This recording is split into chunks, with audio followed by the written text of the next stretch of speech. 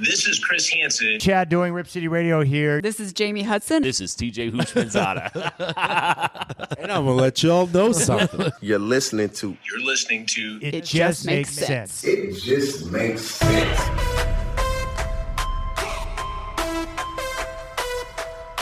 We are sports. We are nostalgia. We are pop culture. And we're funny sometimes. I think overall we're just a good time. They thought we couldn't do it. But guess what? We're back. Podcasts are free, and we can do whatever the hell we want. Yeah. We never knew what we were doing in the first place. Yeah, that is a good point. I'm pretty sure it has to do with big butt and big thighs. Oh, you don't say. I think it's about the ass. Teacher, it's about butts. The one and only.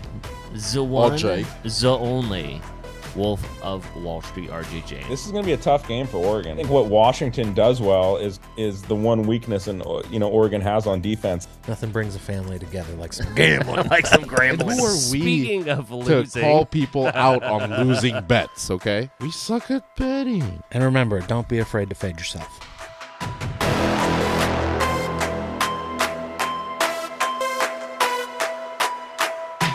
I got a new hypothetical for you guys. ooh, This is a good one. Is it good one? It's tough. right Okay. off It's the top of the toughy. show. It's toughy. $100 million. Okay, I'll do it. Okay, I'll always suck it. yes. It's always yes. $100 million, but you have to watch your entire life on the screen with your whole family. No. Now, with the exception of porn, like obviously you're going to watch your sexual encounters, but it's not like porn. Imagine like Skinamax. No. But your entire life from beginning to current with your entire family, $100 million. No. I would do that. No. You know why I would do that?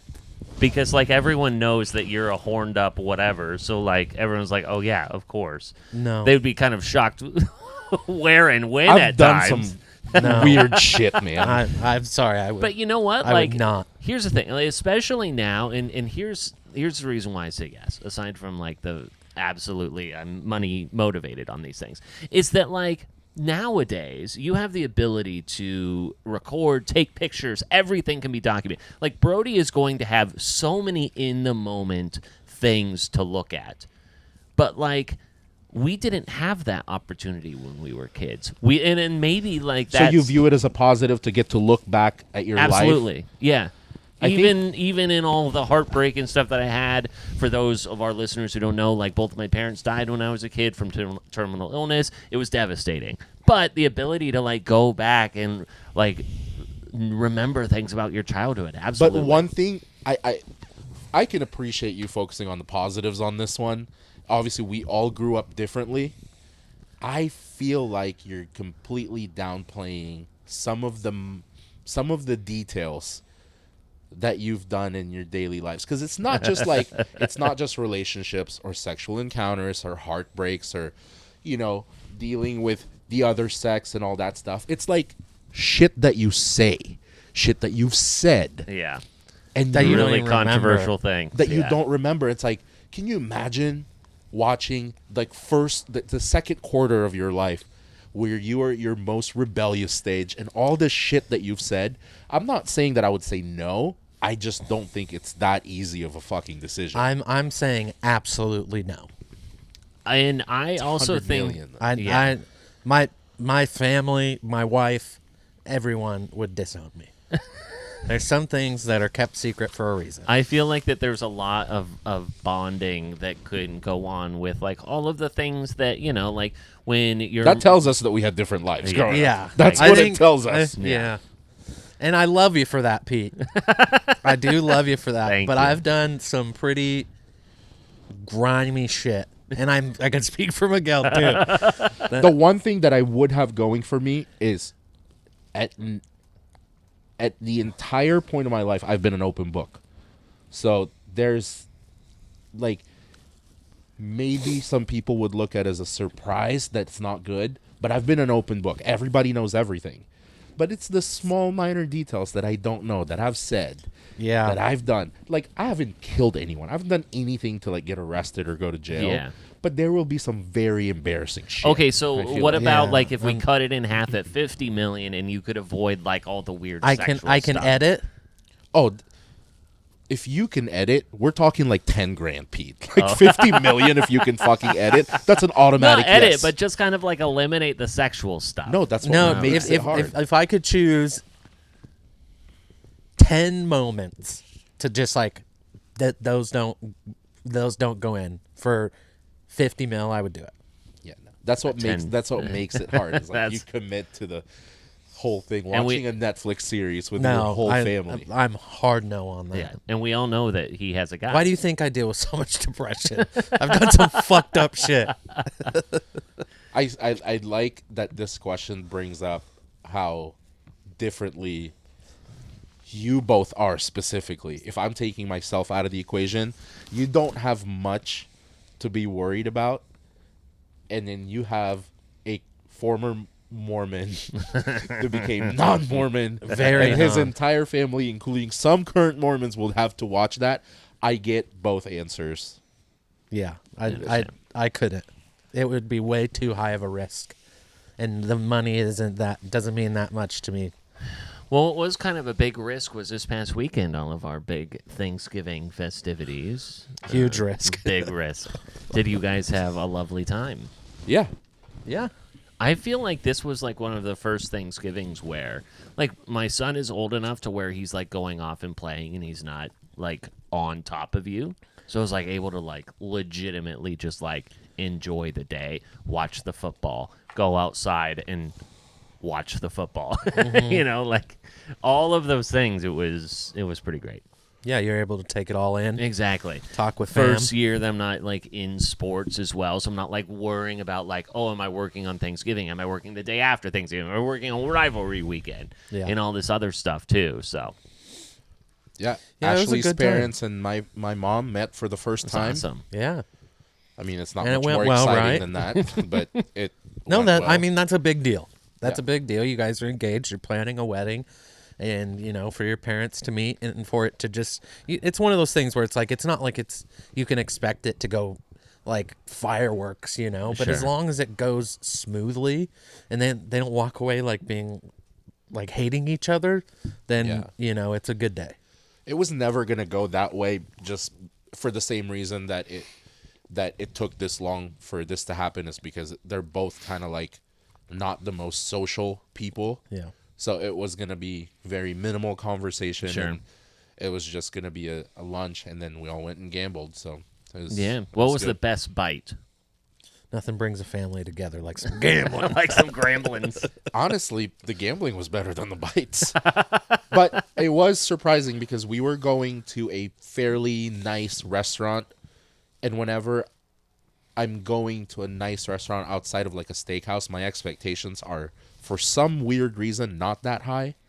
Because I'm like, I'm not going to get the portion that a big guy wants. It's going to be very like garnished and 2 bites, whatever. And it's Right. like, oh, it's the Thanksgiving meal. I'm going to get dried fucking turkey breast. But surprisingly, in a very good way, you get really good turkey with like all the dark meat that I wanted and all the sides and all the fixins. So it was, I mean, I have to take the turkey lunch or the turkey meal or the Thanksgiving meal over the food court stuff at the casino, because we didn't go to like Michael Jordan Steakhouse. Like we had Yeah. food court shit. Well, it's some good. It was better Chinese or than something? the Yeah. food court food. Yeah, my Thanksgiving was great. We kind of did our typical thing. My mom and stepdad just recently moved to Oregon and just got settled into their house, so we were able to go and hang out with them on Wednesday night. My grandma was there, and my brother Pete, who you guys know, or not Pete, Drew. Sorry, there's so many There of were them. so many of them. Drew was there and his kids, and it was just nice. I haven't been able to have that experience with them for a long, long time, so it was really nice. It's nice to have them close, and we did our typical thing on Thanksgiving and went and saw Jara's family. Went to Bill and Janny's house, which was a lot of fun. smoked a turkey again, and everybody fucking loved it. Yeah. I kind of felt bad because Janny, the hostess, also made a turkey. And it wasn't like a surprise. Oh, a turkey off. We both planned on cooking a turkey because there's a lot of people. And like mine was almost completely gone, and hers still had quite a bit left. It was a meat bird competition. Meat bird, big old meat bird competition. but no, it was great. No complaints. I did the cheese rice. It's a family recipe, and then I also did the stuffing. Grade A stuffing. Yeah. I think I put like way too much like breakfast sausage in there. Like it comes with like a Jimmy Dean sausage. Where they put like 2 pounds of sausage in it. 2 pounds of 2 pounds of sausage. I did kind of set this up a little bit though, because, and I don't think that he's actually talking about the food group here, but I did come across a song recently. It is by Fetty Wap, and it is called Sweet Yams. Here we go. It's a little funky. Change up. What if we played that whole Drake song and had nothing to do with the yams?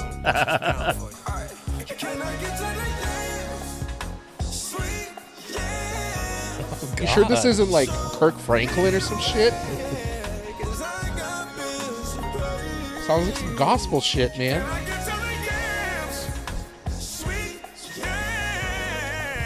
I can me away.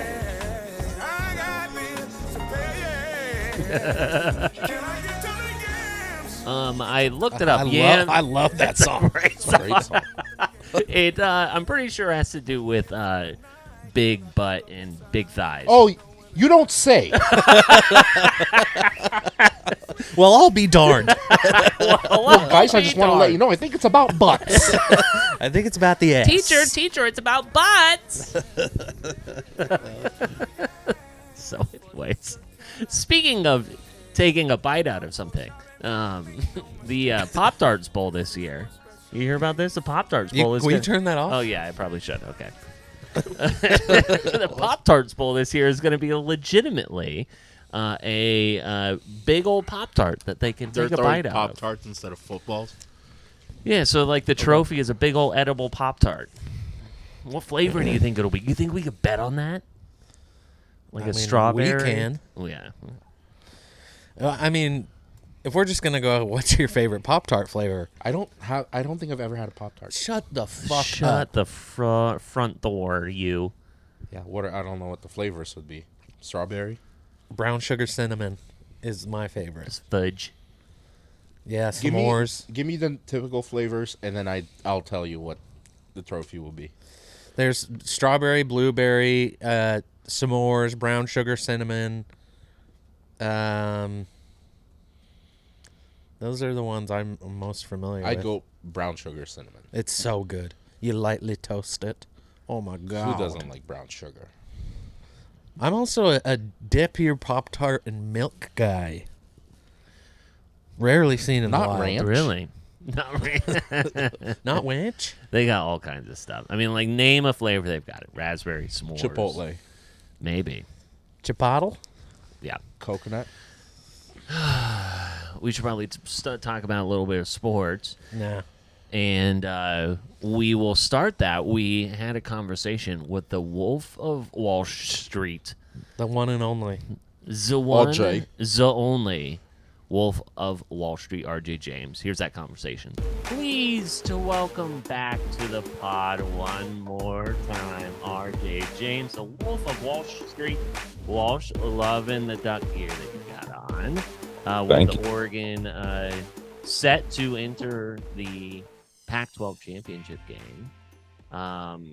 First, I'm sure as a Duck fan, you are super excited for this matchup, but wanted to kind of get your initial thoughts on that matchup before we actually get into some NFL. Before you tell us, this is the first time you're seeing the studio, right? How you Yeah, like dude, it? that's nice. That is We're in the nice. garage. Is it really? Smoking. Okay, Yeah, that's why we have our winter jackets on. dude. I got to tell you guys, that's a nice setup, and I love the backdrop with the football pictures, and I mean, that's looking like Sign. This is Yeah, courtesy but- of Duck Dials, Slappy. Slappy. This is a Rogers or Quiz and Josh Huff. dude. What? Yeah. Well, you went to the right guy because yeah. You should see if you guys ever come to my place. I'll show you my movie / sports room where Mark dialed it in with all of his memorabilia. So Yeah, he's got the best stuff. That's for he sure. does. I Truly. still got to get the signatures checked, but I'm sure. Yeah, Yeah. make sure they're legit.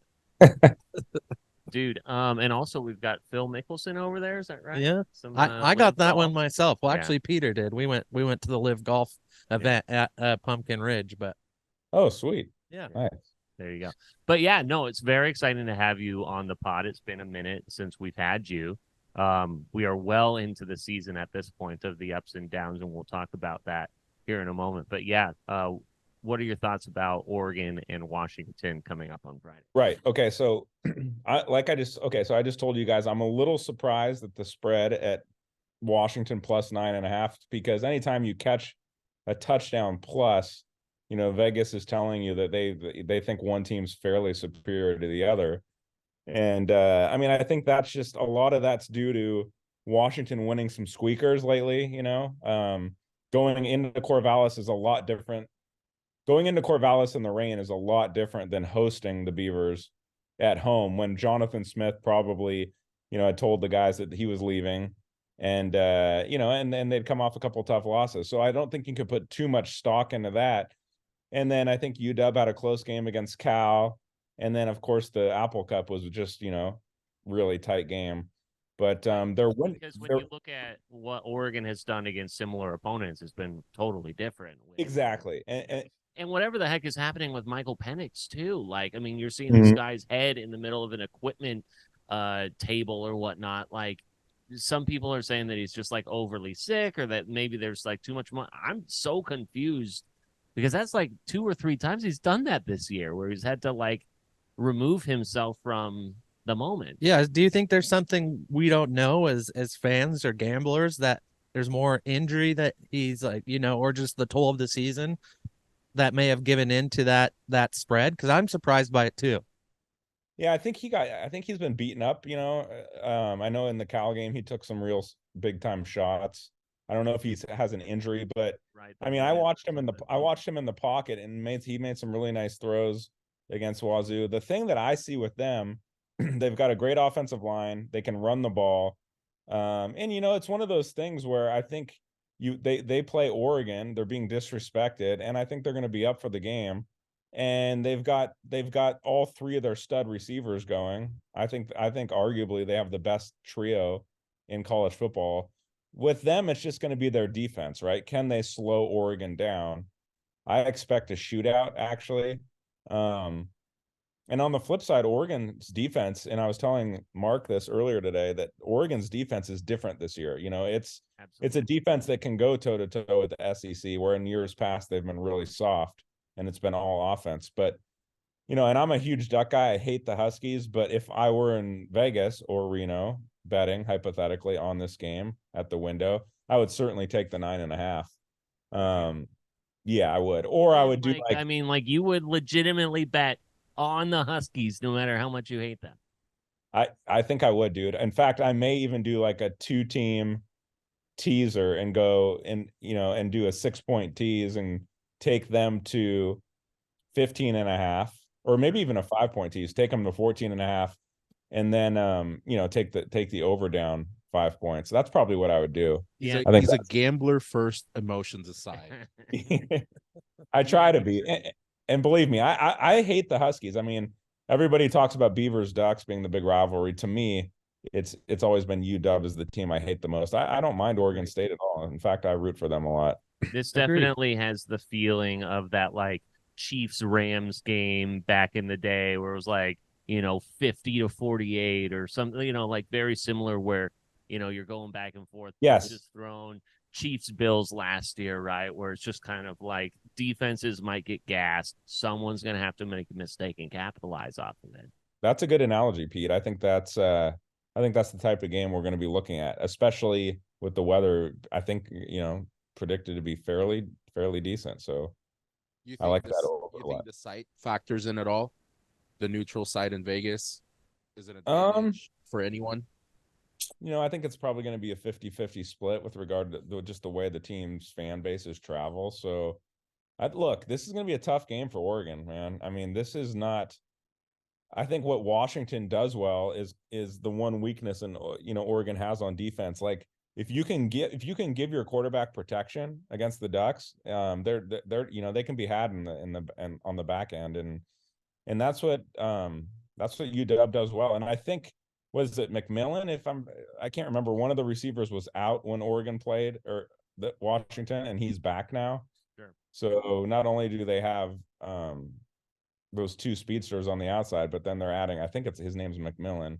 And what's And so- interesting too is that this game has been sold out in Vegas for Right. weeks now. Right. And I don't know if this is maybe the first time that that's occurred, but I mean, it's definitely like NFL stadium. The environment's going to be crazy. Skill gonna be- player wise, there's the two number one receivers from both teams were both not in the running for the Blitnikoff Award. Yeah. Who do you think has a better game, Franklin or a Doomsday? I personally like Franklin a lot. I think a Doomsday is great, and he's more of a possession guy. He lacks the real burst. And I think Franklin's like an NFL ready, almost like, I don't want to say Justin Jefferson type, but he reminds me of him a little bit when he gets out in the open. So I just think he's a better all around receiver. And I'm really shocked that he wasn't a candidate, to be honest. Just because of his explosive capability, right? And I just like home run guys where you can get him the ball. Now on the flip side, Odunze is big time. He makes all the big catches for them. He catches everything, it seems. But I would lean Franklin. And I think Definitely. statistically, Franklin's a little bit better when you look at the numbers as well. Right. But they are fairly close. Both obviously very, very good.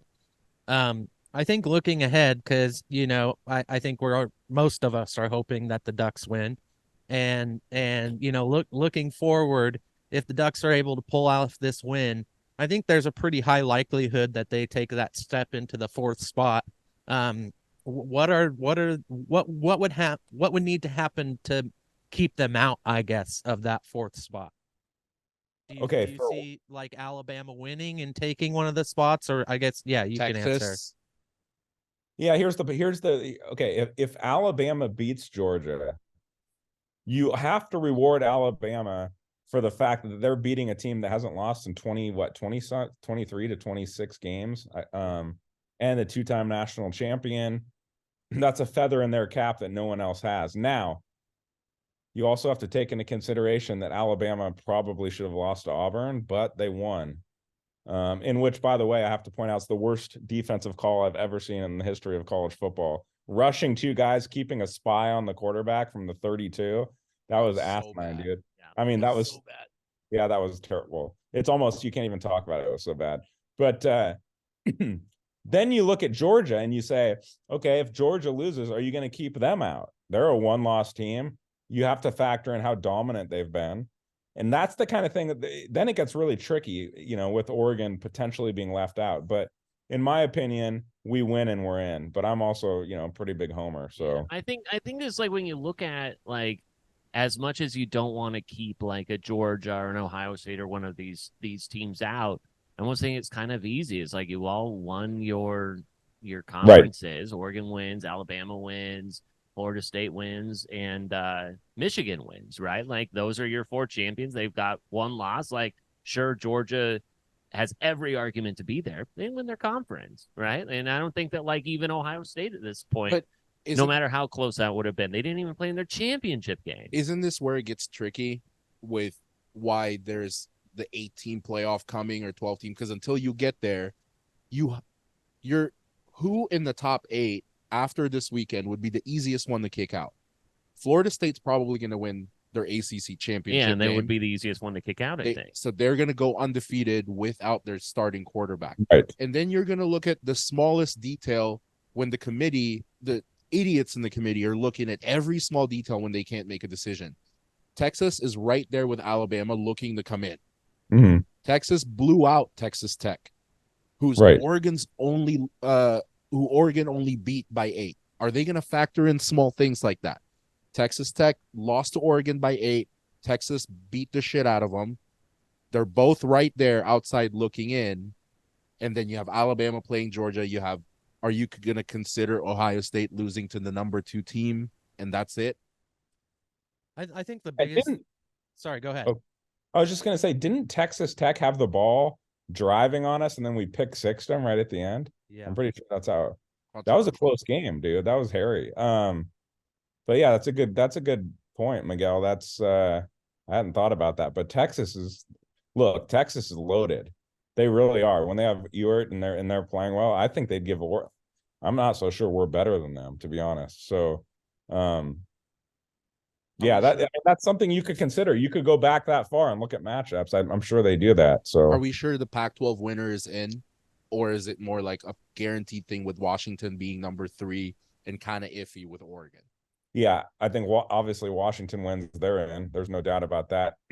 Like I said, Oregon wins, they should be in. However, if Bama were to knock off Georgia, and then it's just like Pandora's box opens, and Slappy may be real disappointed with the result. So I guess it also depends too on like, is the Oregon-Washington game super ugly, right? Like, are there a lot of mental mistakes there to where you could make that similar argument? I think the only thing that we can kind of take from right now is Oregon and Alabama are both one-loss teams, and as one-loss teams at an equal state, you would assume they're already giving Oregon that edge and giving them that 5th spot ahead of Alabama. So I would believe you would think that even with one loss after this week, they would still give Oregon that favor.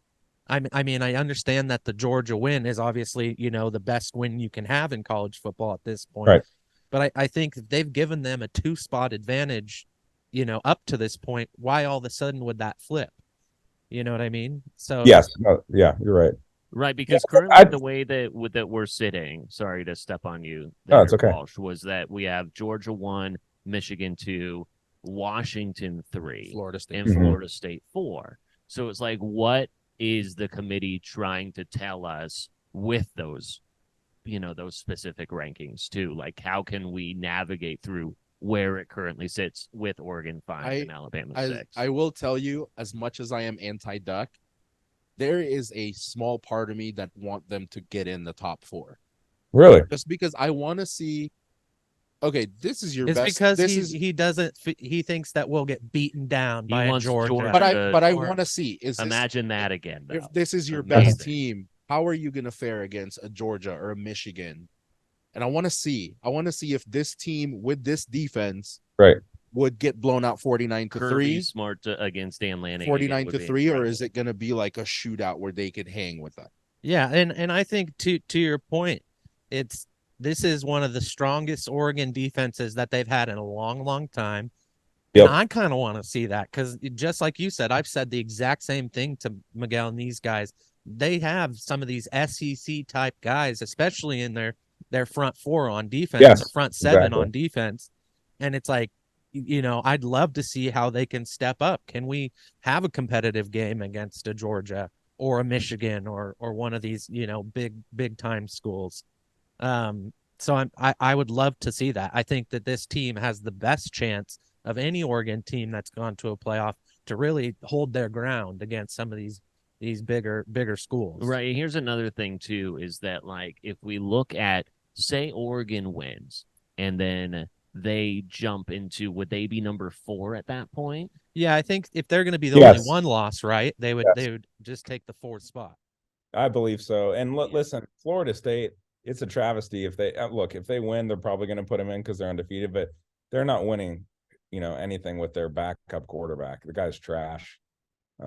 It's real shame what happened to Travis, but yeah, I don't want to see Florida State get in. In fact, I think Louisville can beat them, and I think they might this weekend. So that would solve a lot of problems, I think. It sure would. God, let's get them out of there, please. Yeah, and I guess you can look back at Ohio State was it Cardale Jones? Came in and won a national champion. So it's not impossible, and it's not like it hasn't happened before. But I think we're dealing with a different caliber of backup here. Yeah, Tate student, whatever his name is. Yeah, Tate Schroeder. Yeah, Tate, whatever his name is. That's Rodemaker. yeah, he's not good. So we'll see what happens. But I do like Louisville potentially to beat them. But That they're would be definitely not going to kick out if Alabama beats. Like, oh God, I don't need the hypotheticals here at this point, because like they would they kick at, they wouldn't put an Alabama Georgia rematch in some sort of way. There's no way that would happen if Alabama beats Georgia. So disregard that. I just think don't be surprised that whenever we're having these conversations, Texas is never mentioned. right. Do not be surprised if they are considered because they're right there. Yeah. Well, I think the one thing we've got on our side as Oregon fans is the committee has always kind of liked Oregon. They've always kind of given them favor. You can see that in the rankings that came out today, giving us that fifth spot. So I'm fingers crossed that continues no matter what the scenario is, and they can sneak in there, because I would love to see them play Georgia. It is a rumor too. Go ahead.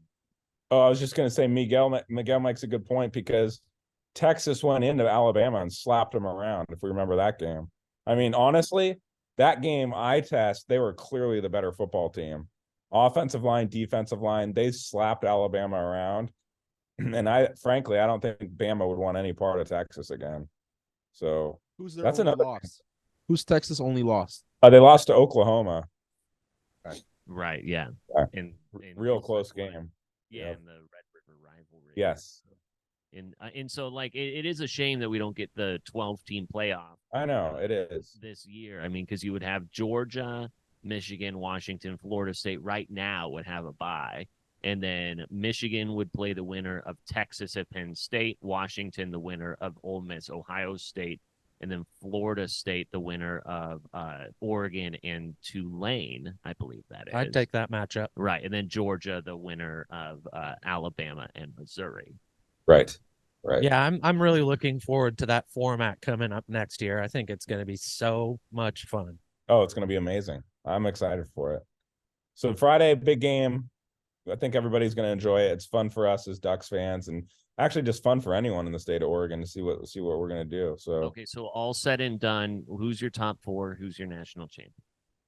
Okay, so all said and done, I'm going to go Georgia. You mean top four to get into the playoff? Yeah. So who's your 1 through 4? Okay, so I'm going to go Georgia, Michigan, and then probably, I mean,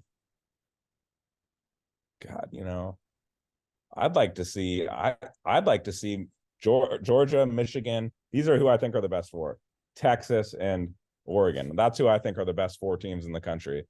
And then from there, I just don't think I think Georgia's clearly the best team in college, right? When they get rolling, and this quarterback's pretty good, they've got such a powerful run game. They have the best tight end in the country. They've got electric receivers. They've got NFL talent all over their D line and then their linebacking core. And I just think they've kind of coasted through the year a little bit. And I think that you're going to see a Georgia team that's super motivated this weekend. I think they're going to smack the crap out of Alabama. And then hopefully we'd avoid them in the playoff, because if we remember what they did to us last year, we're a much better team, but we couldn't even pick up a first down last year. So is Bowers back? Yeah. He's back. Yeah. They kept him out last week against Georgia Tech. They kept a lot of their good players out last week. So I think Harbaugh has his guys more brainwashed than Kirby Smart had his Georgia Bulldogs, thinking they were going to go 5-7 last year when they won the national championship. Like, right. I mean, like you're talking about coasting as a team or whatnot. They have picked up in their stride here, but I mean, like you're talking about like that us against the world mentality that clearly belongs to Michigan at this point, in my opinion. And they're very good. Michigan could give Georgia everything they want just because they have that defense. But anything's possible, right? I'm just excited to see, like, if Oregon gets in. Man, I can't wait. How do you feel? Are you going to Vegas? No, I'm an at-home guy watching college football. How do you feel about a 2-pick future of Georgia national title and Eagles Super Bowl champion? Love Georgia. Don't like the Eagles, dude. Don't like the Eagles. I think the Niners are going to win it. I really do. I think you're going to see this Sunday. I think you're going to see San Fran go in and beat Philadelphia. I love the Eagles. I made a huge future bet, huge, on them and Dallas to make the playoffs. That was my future parlay, and it looks good right now. I mean, essentially, the playoffs. Yeah, that was my parlay. Yep. Okay, so Yep. let's do this a little bit out of order then. So let's talk Yep. about this week's games. And Okay. that you talked about the 49ers and the Eagles. For the first time in 20 years, you have an Eagles team that is 10-1, where Yep. their starting quarterback. So any team in the NFL where their starting quarterback is in and they're better than 10-1. Yep. That team is always favored. This is the first time in 20 years they're home underdogs, the Eagles are against 49. First time in the Super Bowl era. I mean, pretty disrespectful, frankly. But that being said, if I were to cap this game, I would have San Fran -1. The fact that it's -3 and sliding away from Philadelphia is pretty shocking. Just because, well, they need Lane Johnson back, first of all, their right tackle. If you're going to bet on Philadelphia, you need him back for this game. But I just think Cox went out too, right? Yeah, Fletcher Cox is. I don't think that's that big of a loss because they have the young studs at D tackle. But this is going to be a great game. I'm going to watch that Sunday afternoon. I have San Fran in my teaser for this week, and I just think the Niners, if they stay healthy, are the team to beat.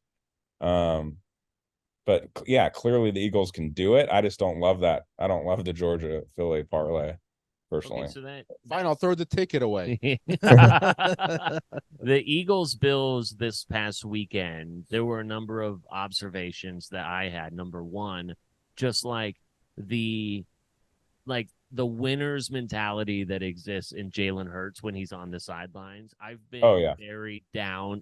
I wouldn't say down. Been critical of Jalen Hurts in the past. But to just see how cool those guys were on the sidelines, despite how Josh Allen was unleashed in this game, shedding whatever he was able to not do with Ken Dorsey or whatever that might be. Right. So what are your thoughts on both, like, the Bills and Josh Allen giving away now 0-6 or 0-7 in overtime versus then what you have with Jalen Hurts and the Eagles?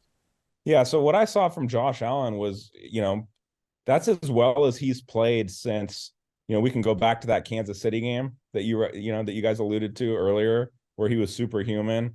It's as well as I've seen him play since the game at New England a couple seasons ago, where he, only missed like one pass or something, and he was just insane. One of the best games I've seen a quarterback play.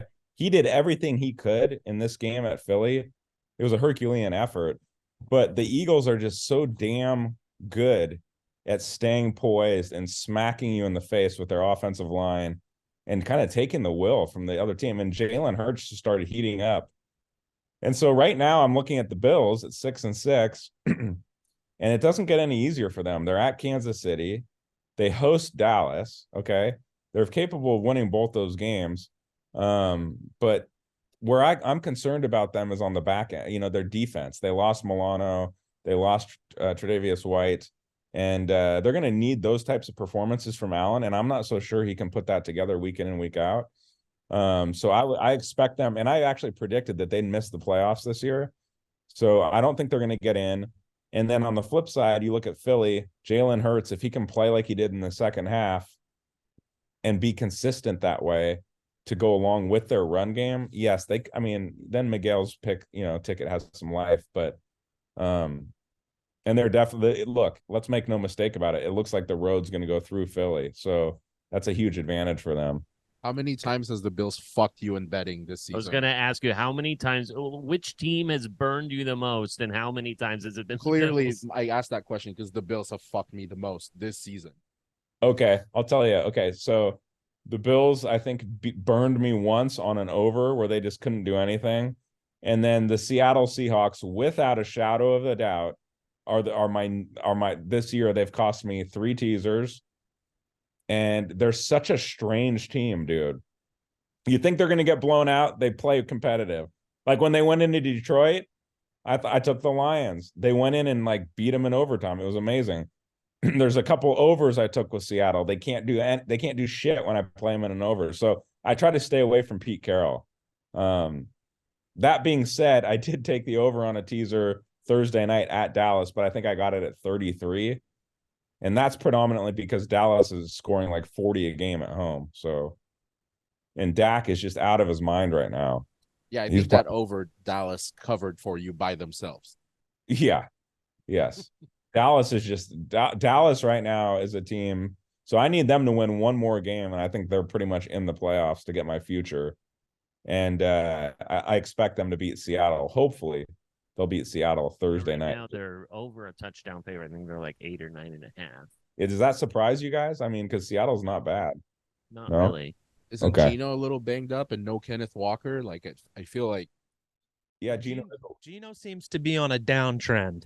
Yeah, I can see The that. Cowboys are at home. Yeah. Cowboys are such a machine at home because here's the thing with Dallas. You get behind, if you fall behind against Dallas, you're screwed because of their pass rush. Where San Francisco beat the hell out of them because they got up by a couple scores, and then you can just pound them with the run game.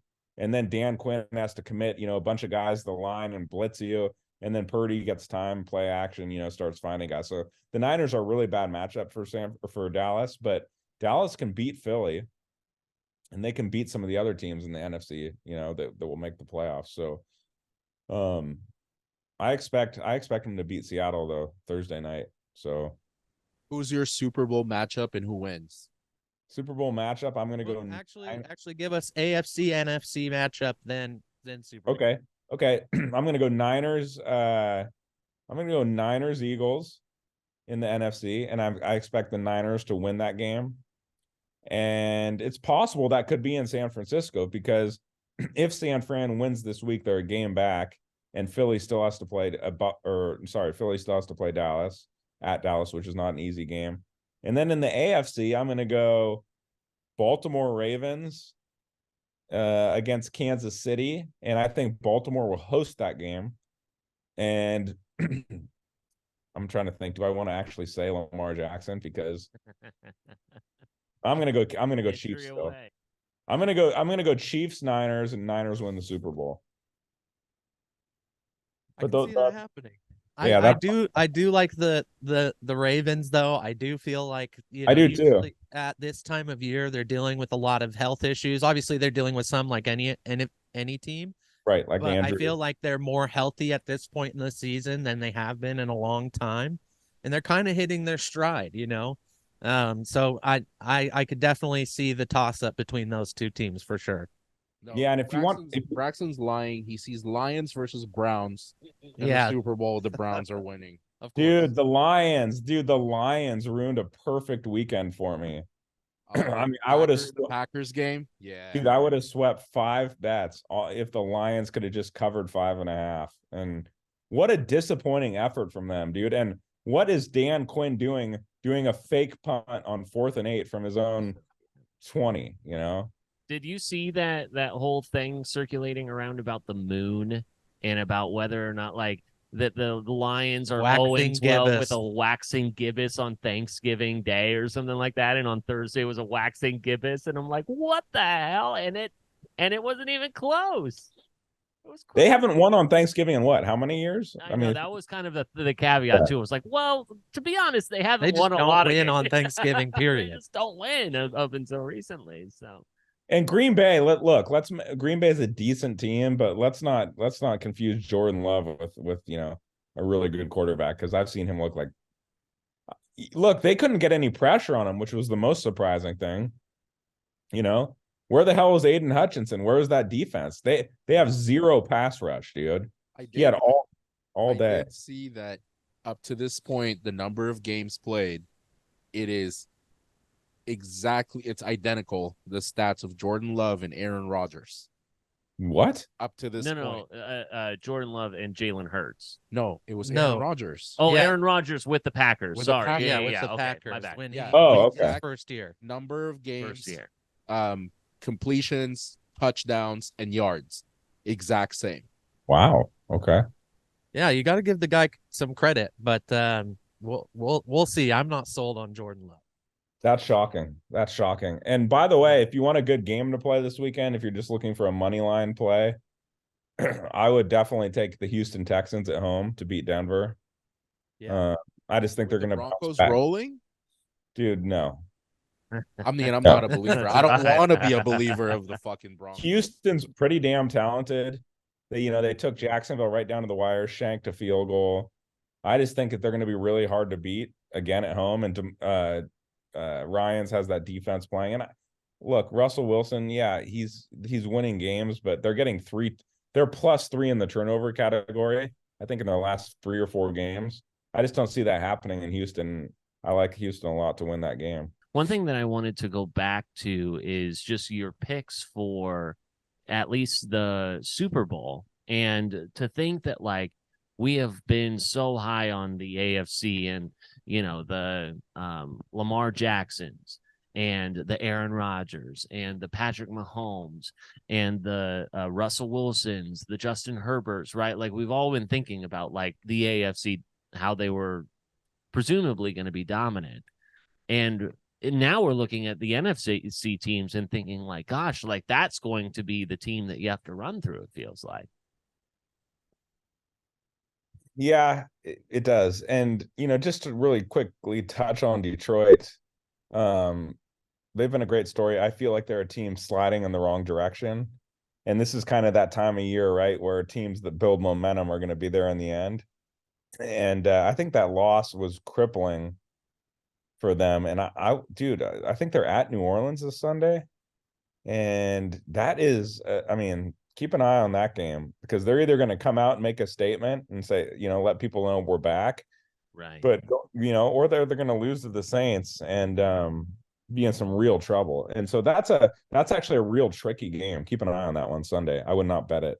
But then, yeah, getting back to the NFC in general, Philadelphia, San Francisco, Dallas, those 3 teams, you could argue that they're the best teams in the NFL right now. So there's probably about 5 teams that, like, you would say you're scared of, right? Like, right now at this point in the season, right? I mean, I'd be scared of the Eagles, the 49ers, the Ravens at this point with what they've done. The Chiefs. The Chiefs, gosh, like, the Chiefs have some humanity to them. Yeah. I wouldn't say that they're a dominant team right now. Yeah, their lack of scoring in the second half. That's usually when they kind of put the metal or the pedal down on teams, is their ability to continue to score throughout the game. Their defense hasn't looked incredibly strong, but I just feel like the moment you discount them. Yeah, discount the Chiefs is the moment they swing past you and win a Super Bowl. Don't you see kind of like how we used to view the Patriots back then? They would have some close games or disappointing wins or losses. It's like, I can't ever write off the Chiefs with Andy Reid and Mahomes and Kelsey. As long as they're there, I'm scared of them. Yeah, they have a scoring problem. They've cost me. Actually, they've been a nemesis of mine this year. I was in Reno and had a massive teaser. 2 teasers tied up to Miami and Kansas City over a certain amount in Frankfurt, right? They were playing in Germany. And all I needed was a field goal with like 2 minutes left in the third quarter, and neither team scored the entire fourth quarter. Thanks to MVS dropping a wide open, ball, which he's been doing a lot lately. And they just struggle to score, man. If you double Travis Kelce, they really, really struggle to get other guys loose. And so, but their defense is playing at a really, really high level. But you guys make a good point. You don't want to bet against Mahomes, Kelce, and Andy Reid, right? They're kind of like, that's a good analogy. They're kind of like that, those Belichick and Brady teams. So, but they're definitely not a good over team. So everybody thinks Kansas City points. No, they haven't been this year. They're struggling. You know who is definitely not an over team or an over game, at least, was Monday Night Football between the Bears and your Minnesota Vikings. Josh Dobbs came down to earth, yeah. Yeah, I mean, I think that it was minus. I don't even think that Dobbs was the over-under was a half of an interception from him for that game, and there he was throwing 4 interceptions. Wow. But let's put it this way. Fantasy points, Dobbs had 5.6. Yeah, woof. Yeah, no good. I am interested to hear about an NFC North rival with the quarterback in Justin Fields, because obviously we've seen 33 games from him. He has 35 turnovers. Mhm. And I'm wondering if you are thinking that the time has run up on that, if it is a Fields issue, if it is a coach's issue, and if he weren't going to be with the Bears next season, where would be a good fit? Okay, so I personally like Fields. I think he's got a tremendous amount of upside. He has a problem turning the ball over, right? And that's obviously a quarterback. He's been in the league long enough to where we can't make a pass for him and say, oh, well, he's young. He needs to clean that up, but he's very physically gifted. You can see it. He can run. He's powerful. He's got a cannon for an arm. He's had flashes of brilliance. So what you weigh now is the Bears is if you do get that number one pick, which they have, and Carolina, has the worst record in the league. Do you go out and get Williams and trade Fields, right? Essentially, I personally like him a lot. I would probably use that number one pick to go make my team better around me and keep Fields. But to answer your question on what could be a good fit for him, I think a team like, God, I don't want to say. Yeah, it was funny. I was just thinking of them. Yeah, I was thinking Giants, Jets. I don't think Giants, they're pretty tied to Daniel Jones. A team like Minnesota potentially, with Jefferson and Addison. What about Atlanta? I know that they have Desmond Ritter, but I mean, Atlanta how long is that leash? Atlanta could be a really good fit with Bijan, with Robinson in the backfield, those two guys. And they've got Pitts. Yeah, Atlanta would be a really intriguing spot for him. I definitely think like a Minnesota, Atlanta, but I think he's got a lot of upside. I think there's a lot of talent there. So I think, and I would assume you agree. It seems like the Bears kind of see you, Pete. I feel like the Bears are somewhat of a quarterback killing organization. It doesn't. There seems to be more of a sample size of the Bears, having decent quarterbacks that they kind of run into the ground. And I think if they do take the chance and go for Caleb Williams, we're probably going to see something fairly similar with him over the next, 3 to 5 years, where, very athletic, very promising prospect. Some of these people are calling him the next Patrick Mahomes. And I think going to an organization like Chicago is really going to be tumultuous and create another kind of unsuccessful bust situation for a guy with a lot of talent. Yeah, I agree. I would not say he's the next Patrick Mahomes. People have said, not me. Oh, no. Yeah. I've heard it too. He reminds me of just a little bit bigger Kyler Murray. He has a lot of, he has the same intangibles. I see a lot of similarities there. He scrambles around a lot like Kyler Murray. Like if you notice, he drops back, he gets happy feet, and then he just starts running around. And he makes a lot of plays, right? That's why people like him so much. And he's got a great arm. I would not consider him like a lot of people think he's like the second coming. He's going to be this unbelievable quarterback. I would not give up everything I have for him. I just think it's a mistake. So that's why I said, I'd probably lean keeping Fields. So yeah, I mean, it's like, but when you have, and I mean, like the Bears are in such a good position now with the draft picks and everything like that they had with Carolina. So I mean, like they have that going for them. But like when you have on Monday Night Football, you have 4 turnovers in that game, right, and you get 3 points off of that. Like you are at that point, right, in this very like strict evaluation point in the season. Like they are looking at you and saying like, are you our guy? And you got 3 points off of 4 turnovers. That's terrible. True. That's true, dude. Minnesota does have a lot better defense than people give them credit for, but yes, it's unacceptable, right? When you get that many turnovers, you have to capitalize. And not only that, but like 12 of his 27 completions were at or behind the line of scrimmage. On Monday Night Football, they took like 2 shots, like more than 20 yards. Like at some point, they're saying, we don't trust you. And a lot of that's on Eberflus and the offensive coordinator, but you got to give Fields some credit for that last drive. I mean, he hung in there and he made won the game. throw. Right, but okay, so the response to that is like that's on Eberflus and the offensive coordinator. There is the argument being made that like they are calling plays based off of what they know you can do, based off of how you practice. Right? Like if you're practicing in a way and we go like, we know that you're capable of this, but we're not going to call that because we haven't seen you do that in practice or in games. True. Like, I mean, at a certain point, are they saving him from himself, even though he still has all of these turnovers? So that's the thing. I mean, I see it too. I think we all see it. And then all of a sudden it's just like not translating onto the field. Yeah, but what's smarter? Is it smarter to get rid of him and not count on him on cleaning up his turnovers and get somebody like Caleb Williams with the exact same team, or make your team better by picking up a good defensive player, a pass rusher, get him Marvin Harrison Jr. with DJ Moore and have a better receiving core, get a good running back out of the draft. Maybe a nice lineman. Yeah. What if you could put people around Justin Fields? Because I think it would be completely different if we are talking about the second coming, but I don't see Caleb Williams being that much better than Justin Fields.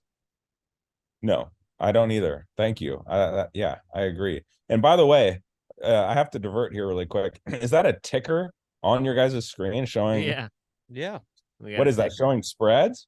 It is. It does. On games that are upcoming, it'll show you the spreads. Dude, that's pretty badass. Got a bottom line. We also have a game-worn helmet by Braxton from 2009, Leighton Lancers. We got all this technology, but no heater out in this garage. Yeah. So. Dude, you guys, listen, I think you guys do a phenomenal job. I'm a fan, and I think Thank you. I love your setup, and I also love the ticker, dude. That's next level. Walsh, you're invited anytime for a live show. We got cigars, we got whiskey, we got beers. We fit an additional D1 athlete on this couch, so we can fit 4. Yeah, dude, I'm gonna come. Damn it, let's do this. Yeah. And by the way, we're having a live show at the sports bar in Multnomah Village in January. Come out. Live show. Need to get you out there. Come out. I will. In January, as the kids say. January 16th, I think. 10th. Yeah, we'll okay, dude, that would be badass. We'll send you the details. I'm heating up right now. I've had a tough year, but I'm starting to heat up. So okay, so take us through that at this point. So what has kind of changed in your philosophy at this point in the season?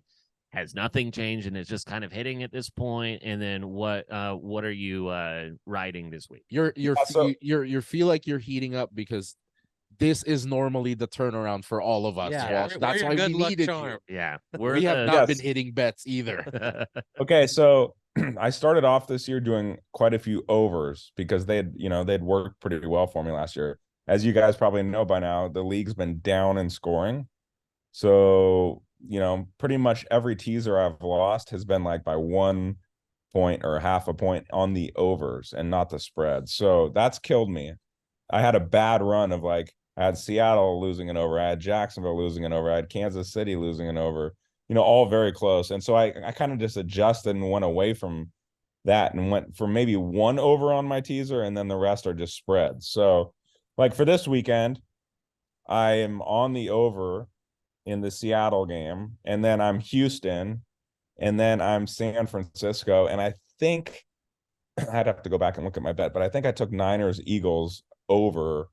So I did do 2 there, but I also had one with Minnesota last night. So here's the thing, though. You got to find teams that are clicking, right? Teams that are going to score points. Philadelphia is giving up quite a few points, even though they're winning games. Look at that game in the rain against Buffalo. What was it, 34-31 or something?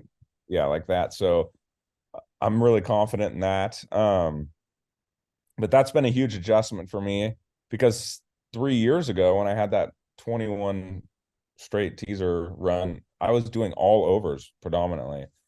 So I've adjusted there.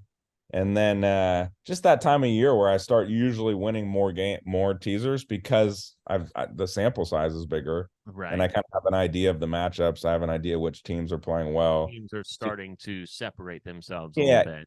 Yeah. Exactly. Teams at home versus away, how they've been playing.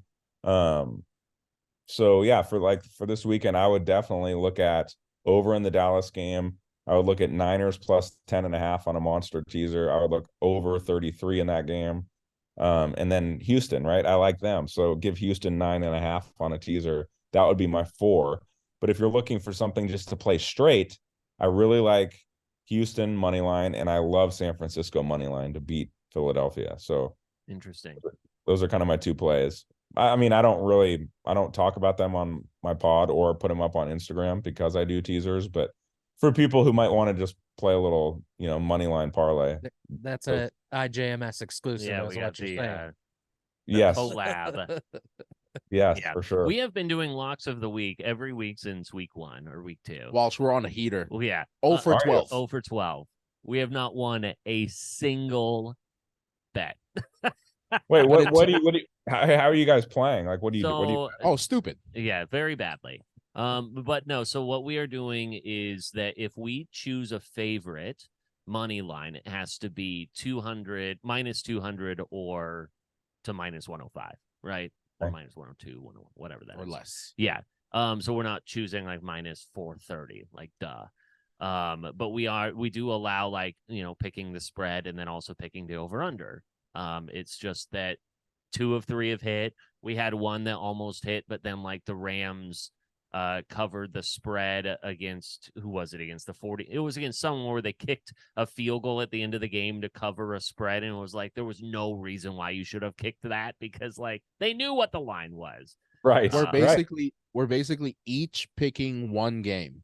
That's all Okay. we've done. We're picking one game, whether it's a team minus or team at the spread or money line, and it's typically riding around plus after like the 3 picks would ride around plus 400 to Plus plus 500, plus 600. Yeah.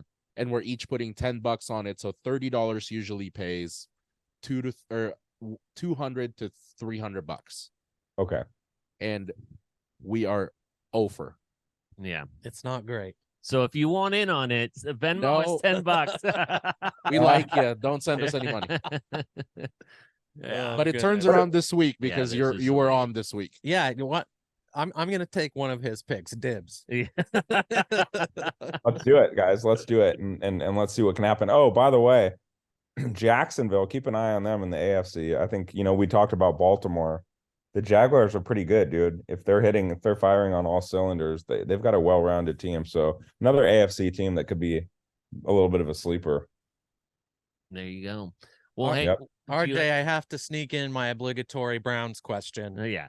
Before you go, obviously, probably the best defense of the league in the league, arguably. Right. Huge loss with Deshaun going down. This team was on an incline that was unheard of for the Browns.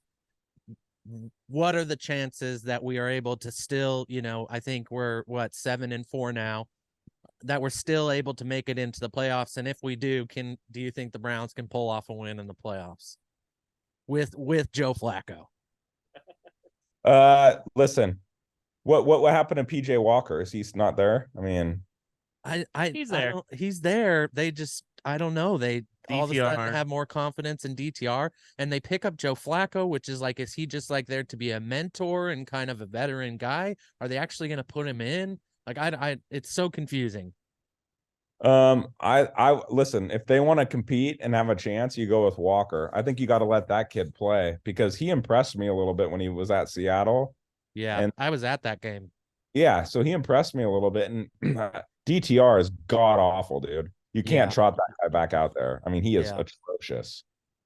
He also Agreed. cost me a teaser when they played at Baltimore, which, by the way, I bet that game. Had no idea that Watson was even injured. Oh, Was fun. Yeah.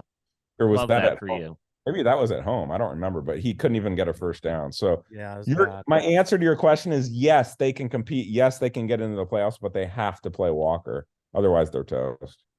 And hypothetically, if they do go with Joe Flacco, do you think that he has any gas left in the tank to do No. anything? No, I don't. Joe Agreed. Flacco, dark horse MVP. Comeback I'm player of the- sorry. I'm sorry to burst your bubble, my No, friend. I agree with Most you. I agree. vulnerable Sometimes you player. just need to hear it from somebody else, though. Yeah. Most venerable player. Oh goodness. Walsh, we appreciate you. Follow at WolfOfWalshStrt on Instagram, and then check out the pod as well, and then dial in for his picks weekly. Awesome, guys. Thanks for having Thanks, me. Walsh. Yeah, thanks for having me as always. And let me just say one thing for a buddy of mine who started a podcast. I don't know if you guys ever talk MMA. You probably don't. But at Caged Wisdom is the name of his podcast, and I it's see pretty that page. Yeah, it's pretty good, dude. Like he knows his stuff on MMA. So if you guys ever have any listeners that like MMA, Caged Wisdom, check him out on Instagram. I'm a big fan of what you guys do. Thanks for having me, and let's do it again soon. Same to you, Walsh. All right, Thanks for Walsh. joining. All right, guys, take care. All right, see ya. Bye. Sweet, yeah. Okay, so coming out of the conversation with Walsh, I thought it was interesting that he was talking about the putting the 9.5 on Washington despite being a Duck fan. You know, I don't disagree with that. Because I think that Vegas is trying to that's a bait spread. Sure. I think it's a bait spread because I think a lot of people are going to be high on Oregon. I think that Oregon has just a little bit more of a national audience than Washington does. Sure. And so I think, they're going to the books are going to be able to get more people betting on Oregon. I'm just so I confused about whatever is happening with Michael Penix. If it's a rib injury, if he's actually sick, what is that? I don't know, and I guess we'll see. I think more information will come out, but I think that's where they're starting it, and more information comes out. Is it going to move anymore? Are we going to see so many bets go on Oregon where the public's going to move that line? I don't know, but yeah, I kind of lean with them in some way, but I can also see Oregon coming out and winning this game by 14. I can't figure out which way the spread is a trap for which side, because to me it's a no-brainer as a gambler that I would take Washington plus 9.5, but it's like I think we can confidently say between us four, including Walsh, he's been a more successful gambler, probably longer, because good gamblers are able to put emotions aside. You don't gamble on your favorite team. You gamble based on odds. That's on the Vikings all the time. All the shot. But he adjusts a lot of shit, Yeah, sure. even with the Vikings. I just think, is the Washington-Oregon Pac-12 championship game a bait for a trap for Washington, knowing that Oregon's on a roll and they're going to blow them out? Or is it like, hey, remember when Oregon were 13.5-point favorites and some people in the country thought that's way too high and they rolled Oregon State? Does that make you then as a gambler think they're going to roll Washington? I got to buy into the spread because I didn't last week. I think one thing that's in Oregon's favor is tendencies. Coming into this game, as you said, Oregon has played a lot of these teams that Washington has played, and Washington has come out very close in those games, whereas Oregon is absolutely rolling these teams. Yeah, their totally agree. trajectory is on the up and up, whereas Washington has been kind of just stagnant. They're barely winning games, doing just what they need to get out ahead in the end. And I think that if you're looking at it that way, then the 9.5 makes a little bit more sense. Clicking at the right time, for sure, Which is what Oregon is a has been huge doing. thing in football. We all know that. Momentum is huge, and Oregon definitely has more momentum going into this game than Washington does. Yeah. I am interested to hear your guys' thoughts on the SEC championship game. Obviously, that insane ending in the Iron Bowl. We talked about it in our conversation with Walsh, just about like that final play, about how they just rushed to. They kind of spied the quarterback a little bit. I have no idea why. It was 4th and 31. And then, come to find out, and I don't know if he's full of shit or not, but Nick Saban talking about how that's the type of play that they practice all the time, blah, blah, blah. And on the 10-year whatever anniversary of the 108-yard return, which was, pretty insane. Mm-hmm. Yeah, I mean, I think that was incredible to call that play if you're Auburn. I think the prevent defense, any coach who is still running a prevent defense, I just think it's stupid. Like, run your normal defense, obviously make some adjustments, but rushing to, come on. Yeah, why put it in their hands to make the mistake? Go and get them. Yeah, exactly. Go and get them. But I think this SEC championship game is going to be very interesting. I'm it's better for the Ducks if Georgia wins. So I mean I'm rooting for Georgia all the way. But I think that Alabama is definitely going to give them a run for their money. I think outside of Washington being the obvious nemesis for Oregon, I think the two teams they got to watch out for that they don't have to play right now are Texas and Alabama. I think the committee is going to give a lot of leniency or, they're going to favor Alabama and Texas, just especially with the weight that I wasn't expecting the Big 12 championship to carry until this last weekend. Because it was going to be like an Oklahoma State playing Texas, which would have meant nothing. But Oklahoma State, that game, they were down 21-6 against a shitty BYU team, and then they came back. And now that game means something. Oklahoma State can beat Texas. But after that showing, what does it mean for Texas to roll Oklahoma State? Yeah, I think the only thing that's in the Ducks' favor is that if they were going to give Texas and Alabama favor, they would have done so already leading into these championship weeks. I think that them not only putting Oregon in that number 5 spot, but sliding Ohio State into that 6th spot and keeping Texas, Alabama at 7 and 8. I think that says a lot about where the committee's mind is at. And I was watching on ESPN when they were doing the ranking show or whatever where they announced it. And they were asking one of the committee members this exact question.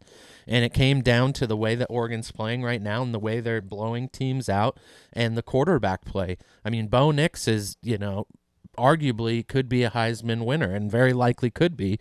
And those that's what he said. I obviously agree with that. And I think that's really going to benefit Oregon is if, all three of those teams win their respective conference championships, Alabama being one of them. I see it. It's going to be difficult to all of a sudden kind of walk back and be like, oh, well, now we think that Alabama is a better one-loss team than Oregon. How things are being looked at right now makes a lot of sense, though, because you cannot deny that Oregon is rolling. They're probably the hottest team to come in this close to the playoffs and bowl games. But where Alabama is placed right now makes sense for the current state of where we're at. The thing that's going to hold a lot of weight, more weight than you would want, is beating Georgia in the SEC championship. Sure. That enough to jump from 8 to 4, though. But I think that's a big jump. And I think that's their confidence. Holds that much weight. I think that's their confidence in Alabama's ability to beat Georgia, is that they don't see them knocking on the doorstep there. So, because honestly, if that win, if the SEC championship win for Alabama didn't hold that much weight, we would all sit here confidently knowing they're not jumping them. Right. But we're not. But I mean, there's no way. You know that there is a chance because of who they are, what they've done, and who they could be. And there's no way that after a win over a 6-5 program that they were all of a sudden gonna jump Alabama despite the win up into a 6 position or anything like that. Had it been a dominant win over Auburn, maybe. But then there was well, you've kind of forced our hand here. Yeah. Yeah, I think what would be nice, though, is kind of like Walsh said, is if Florida State would just lose. That would be real nice, and I think that would solve a lot of our problems. Yeah, for sure. Okay, so we do have the Michigan and Ohio State game that went off over this past weekend. An incredible troll job by the Michigan Wolverines pregame. I don't know if you guys saw that. Their flyover. Did you see their flyover? Was a Boeing 737.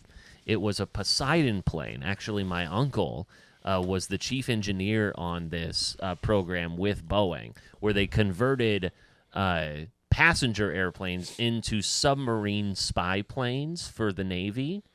And so the pregame, they flew a Poseidon over the stadium, a spy plane. Over the stadium at the big house, which I thought was very funny that they planned that out.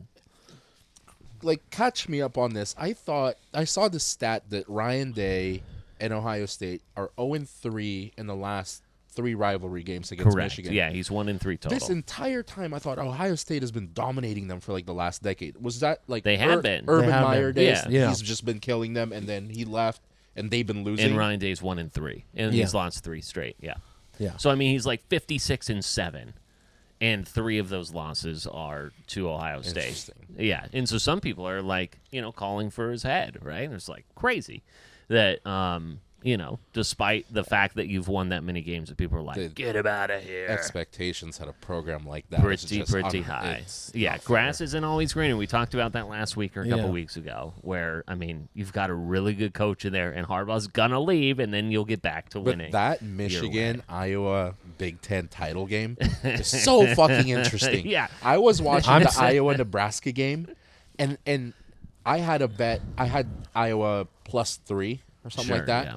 So I was watching that game, and I'm sitting there, and Iowa scores a touchdown with like good for them. 6 minutes into the first quarter.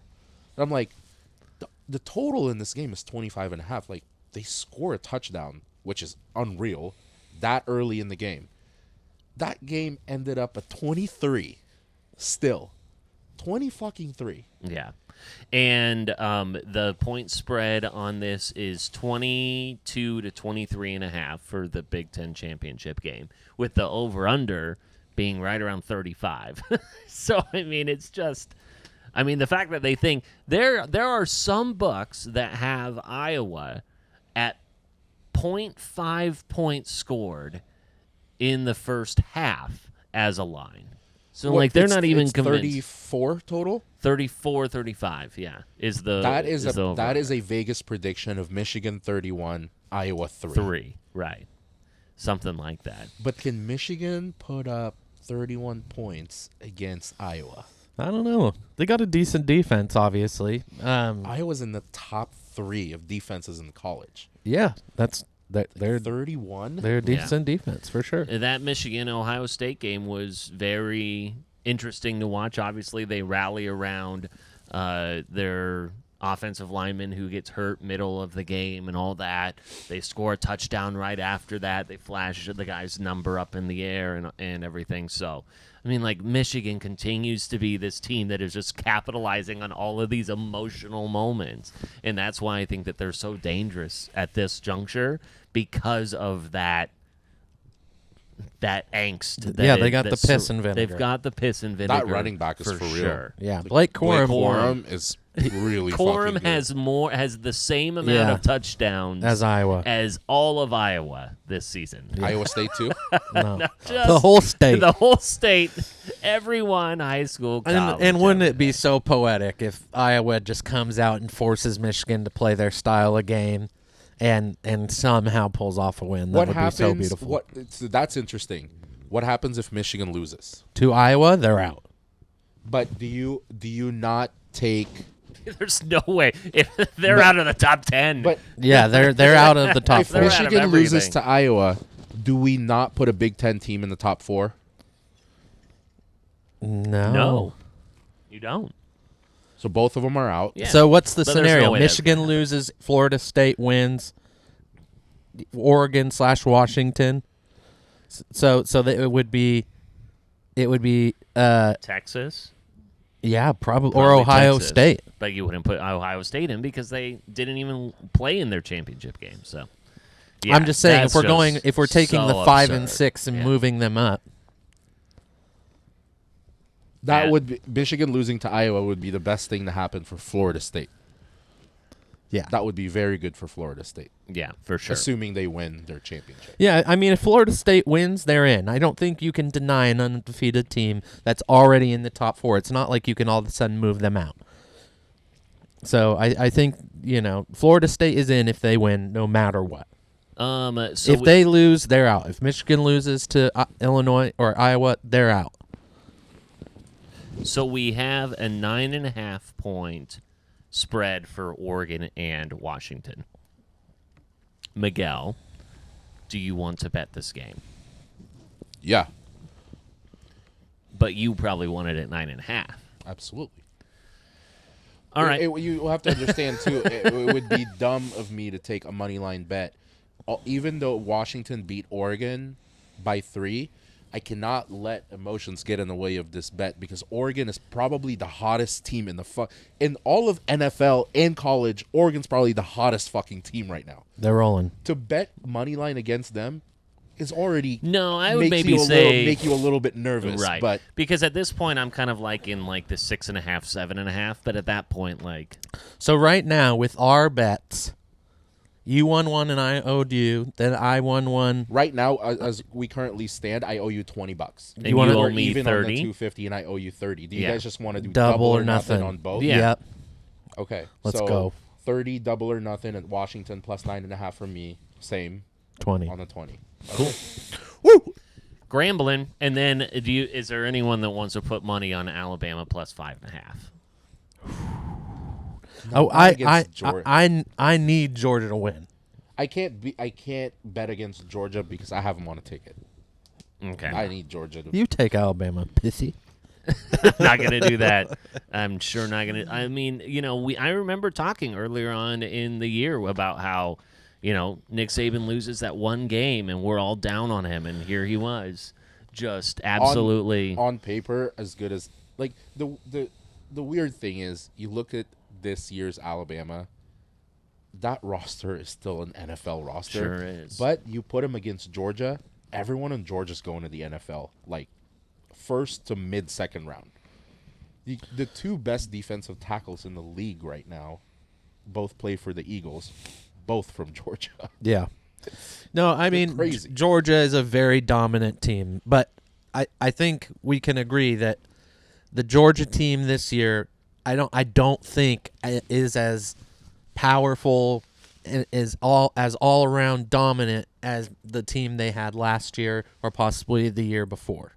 I think if you're looking at these two previous national championship teams, in my opinion, I would put not so far below, but just a notch below than those other national championship teams. I think that Michigan or any other team in the top 4, probably not Florida State, but a Michigan or possibly a Washington or Oregon do have a better chance to give Georgia a run for their money this year compared to the years previous. So with these bets, what do I stand? Right now, I owe you 30 and I owe you 20. So I stand to lose 100 because we have double or nothing. correct. Yeah. Okay. Yeah. Real quickly before we get to the NFL, and then we'll make our picks of the week, is that Jonathan Smith from Oregon State, he goes from Oregon State to Michigan State. He says in interviews that he basically knew for a long time that he was going to do this. He talked about going to another place, not leaving somewhere else. It's definitely rubbed Oregon State fan the wrong way. Could that have affected the Civil War? No, I don't think so. They definitely knew. Yeah, I mean, I like, had to have there were affected. there were players who alluded to it post game. It was like, oh, we've been dealing with stuff behind the scenes, but like they knew. Like John he said, oh, I wanted to sleep on it one more night. You knew. I mean, like, Yeah, and you have to. I mean, it has to affect them, whether they want to admit it or not. Those types of things affect them. And I'm sure with some players it motivated them to play harder. And I'm sure for a lot of players it motivated them to not play as hard. yeah, Like if this is not to discount that team. I'm not saying they would have won, but a 31-7 rout by Oregon is not a good representation of that Oregon State team yeah, in this this year. season. For So I sure. feel like if they were locked in, maybe that would have been a closer game. Mm-hmm. Yeah. And I think that's a good phrase to use. They were probably just not locked in like they had been. No future in sight. Like, Yeah. It's like, Yeah, and I think that it's, as we know, it's more than just the coach. They don't really have a conference.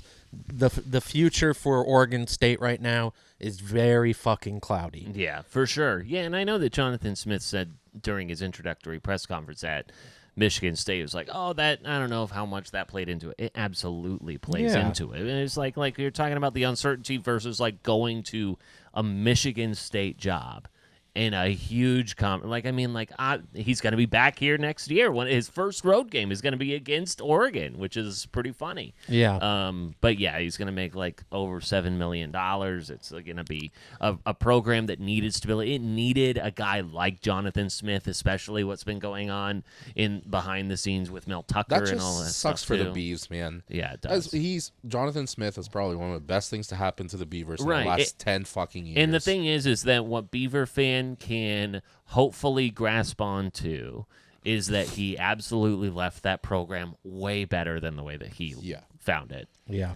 Absolutely. And left it better. and at the end of the day, if you're in his shoes, you're gonna do the same thing. Yeah, you can't blame him for the and move. he's making a step up, a step forward. He's making more money. He's playing in a more competitive conference. He's going to be on a national stage. Obviously, it's going to probably be a lot harder road ahead to get a Michigan State team to perform well in the Big Ten. But you know what? Good for him. And honestly, I just hope that Oregon State they took on what's his name, their Trent Bray. Yeah, who's a former player. And I don't know if that's going to be for the long haul or just for the temporary for the rest of this season. Brings stability because he was their defensive coordinator. Yeah, a guy they know. That's a good sign because if you looked at the list of who they were considering, Paul Christ, one of them. Bronco Mendenhall was one of them. Yeah. The guy who failed at Auburn, was that him? He went to Auburn and didn't do so hot. Haskell? Yeah. Yeah. But this Get guy Bronco in there, he'll kill it. This guy that they named, who was their DC, technically was like if Oregon State didn't want him, he was going with Jonathan Smith. Right. So it's like Jonathan Smith took a lot of wanted people him with on him. the staff. Yeah, he definitely took a lot of people with him. Interesting to see, too, that there was a player from Michigan State who immediately entered the portal upon Jonathan Smith taking the job because apparently this guy is from the state of Oregon. Jonathan Smith showed no interest in him. And so now he's at Michigan State. Jonathan Smith, the coach, is like, I'm not playing for that guy. So he immediately enters the portal, which makes sense. Yeah, I guess do you. But Called a rivalry. a guy who is going to another place also, Frank Reich from the Carolina Panthers. That guy needs to go back to go coach at college. No, I think he said he's kind of done, and I get it. He's old. He's had health issues. 62 years old. He certainly had the health issues. And for the next 3 years, he is going to get paid $25,000 a day to do absolutely nothing. I would cruise into the sunset if I were him. And I wonder, and Didn't in he beat hindsight- cancer? Yeah. Yeah, dude. Whilst Chill they out. get- Go for hang sure. out with your wife. That is like the golden parachute to send you off into the sunset. Yeah. We talk about this all the time. This is my American dream is to be a failed Yeah, head but coach. the funny thing about this is the only people putting weight on this are people like us. It's like you think it's that big of a deal. It's probably not that big of a deal for these guys. Yeah. It's like they've been making that kind of money. And I'm not saying money's not important to them, but it's like the high and the adrenaline of coaching is probably more important to them than the way we're looking at, oh, dude, you get to make $70 million in the next 10 years. I think it's more. I bet there are people around him in the NFL who are associated with the game being like, dude, you've done it. You are mid-60s. You've got nothing else to You've prove. beat cancer. You've won football games. He was a part of that. Wasn't he a part of one of the Super Bowl teams, like Manning or something? With the Colts, probably. Yeah. Yeah.